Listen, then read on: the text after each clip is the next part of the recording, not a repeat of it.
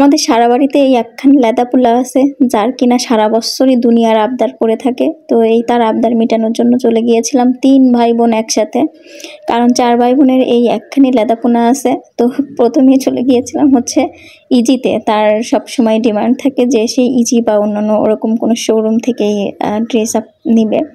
তো এইখানে যাওয়ার পর সে হুডি দেন হচ্ছে টি শার্ট এগুলোই দেখতেছিল, আর আমিও একটু দেখতেছিলাম। সে দেখেন আবার ট্রায়াল রুমে যে ট্রায়াল দিয়েও দেখতেছে। আমি যখন ভিডিও করতেছি তখন আবার মুখটা ঢাইকে নিছে একখান পোলা আমাকে, সে আবার ভীষণ লজ্জা পায়। হ্যালো এভরিওয়ান, ওয়েলকাম জানাচ্ছি আমার আরও একটা নতুন ভিডিওতে। আর এই ভিডিওতে আছে কিন্তু অনেক কেনাকাটা, আর সাথে আছি আমি জুলিয়া জুলি। তো এই যে আমরা তারপর চলে গিয়েছিলাম লোটো শোরুমে, আর সেখানে যে সে জুতা পরে ট্রায়াল দিয়ে দেখতেছে আর বলতেছে কোনটাতে বেশি তার ভালো লাগে। সে অনেকটা আমাদের উপর ডিপেন্ডেড, মানে তার পছন্দের ব্যাপারে। আবার মাঝে মাঝে আমাদের পছন্দকে একদম ছটকে মানে ঝেড়ে দেয়।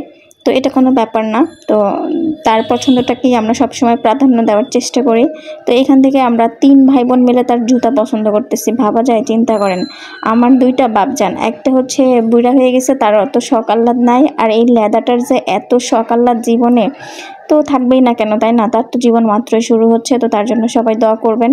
তারপরে চলে গিয়েছিলাম অন্য আরেকটা শোরুমে, মানে আউটলেট দেন হচ্ছে শিববাড়ি যত শোরুম আছে আমরা প্রায় 90% শোরুমে তার জন্য ঘোরাঘুরি করছি। তারপর আবারও চলে গিয়েছিলাম ইজিতে যাওয়ার পর এখান থেকে আমরা টি শার্ট নিব, আর এই টি শার্ট নিতে যাই একটু বিভ্রান্তিতে পড়ে গেলাম, কারণ হচ্ছে তার যে সাইজ, কারণ সে দিন দিন এক্সের লম্বা হয়ে যাচ্ছে, কারণ জানি সে 1 মাসের বেশি ওইভাবে তেমন পড়তে পারে না।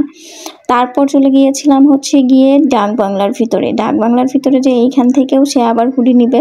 তার এইখান থেকেও আমরা আবার নতুন যে কালেকশনের হুডিগুলো আছে দেখতেছিলাম, ভাবছিলাম এখানে মনে হয় একটু দাম কম নিবে না। আর এত কেনাকাটা করার কারণ কি জানেন?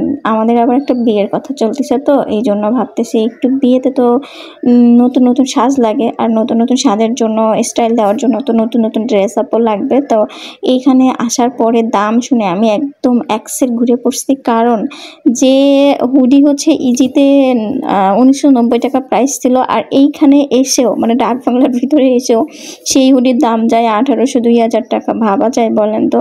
তো কি আর করার, তারপরেও আমরা বলছিলাম যে 700-800 টাকায় হবে কি না, না হবে না, কি আর করার, না নিয়ে চলে গেলাম। আর এইখানে দেখেন মামা ভাগ্নে 2জনে মিলে ট্রায়াল দিচ্ছে। তো আমরা অনেক কেনাকাটাই করছিলাম, আর এইখানে কেনাকাটা শেষ করে দেন হচ্ছে লাস্ট একটু খাওয়া দাওয়া করলাম। তারা মামা ভাগ্নে মিলে কাচ্চি বিরিয়ানি খাইলো, আমি হচ্ছে তেহেরি খাইলাম। আর সে আবার এখানে একটু ডিটেইলসে বলতেছে বিরিয়ানির স্বাদ কেমন ছিল।